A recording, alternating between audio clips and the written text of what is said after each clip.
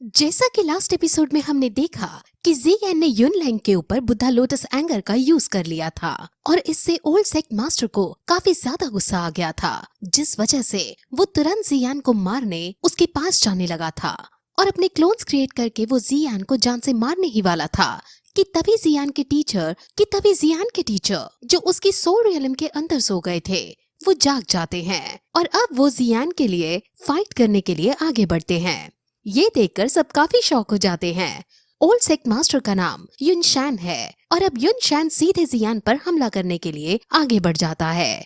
ज़ियान भी अपने टीचर की सहायता लेकर अब उसको मारने के लिए आगे बढ़ता है।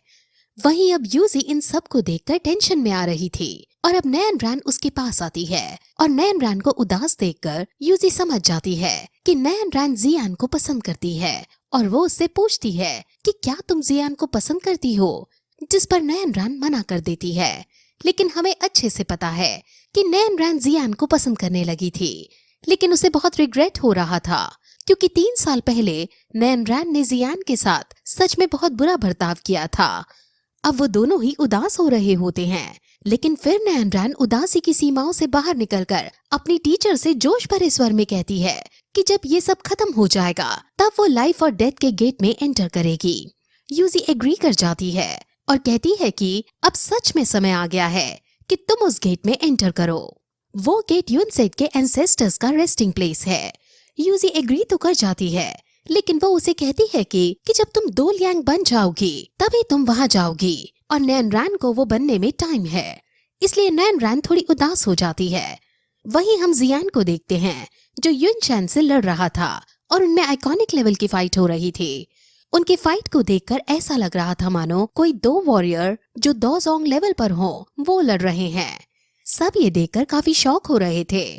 वो तीनों मास्टर्स जो ज़ियान के साथ थे वो इस फाइट को लेकर आपस में बातें करते हैं और ज़ियान की ताकत का अंदाजा लगाते हैं और उन्हें पता चल जाता है कि अब युनशैन बचने वाला नहीं है, क्योंकि आज ज़ियान पहले ही गुस्से में है और उसके पास एक नई ताकत और आई है और अगर फिर भी उसे कोई दिक्कत हुई तो यहाँ क्वीन मेडुसा तो है ही, जो चाहे एक ही बार में युनशैन को जान से खत्म कर देगी, क्योंकि युनशैन ज़ियान की वजह से पहले ही बहुत घायल हो गया है। उनके बीच बहुत आइकॉनिक लेवल की बैटल चल रही थी, क्योंकि ज़ियान हैंड टू हैंड बैटल के साथ साथ डॉग की बैटल में भी बहुत अच्छा प्रदर्शन दे रहा था।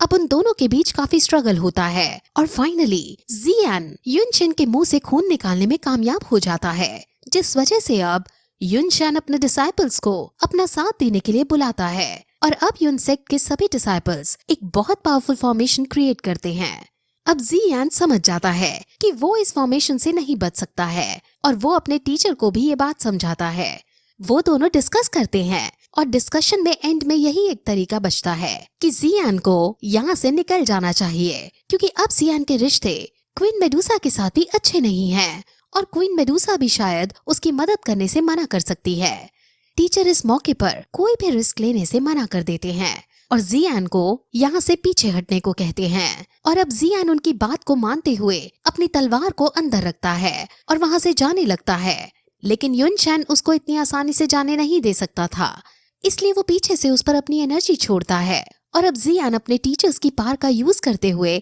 वहाँ से भागता है। वो अपने टीचर्स की अलग अलग शक्तियों का यूज कर रहा था, इसलिए वो छोड़ी गई एनर्जी से बच जाता है। युनशैन ये देखकर शॉक हो जाता है और वो अब अपने डिसाइपल्स को साथ लेकर उन सभी की एनर्जी को एक्यूमुलेट करता है और फिर ज़ियान पर छोड़ता है। लेकिन तभी हम देखते हैं कि ज़ियान ने अपने टीचर की मदद से फिर से एक बुद्धा लोटस एंगर क्रिएट कर लिया है और वो उसको सीधे युनशैन पर छोड़ देता है और बुद्धा लोटस एंगर उसकी एनर्जी को नलिफाई करते हुए सीधे युनशैन पर जा लगता है और फिर यही एपिसोड इस तरह खत्म हो जाता है।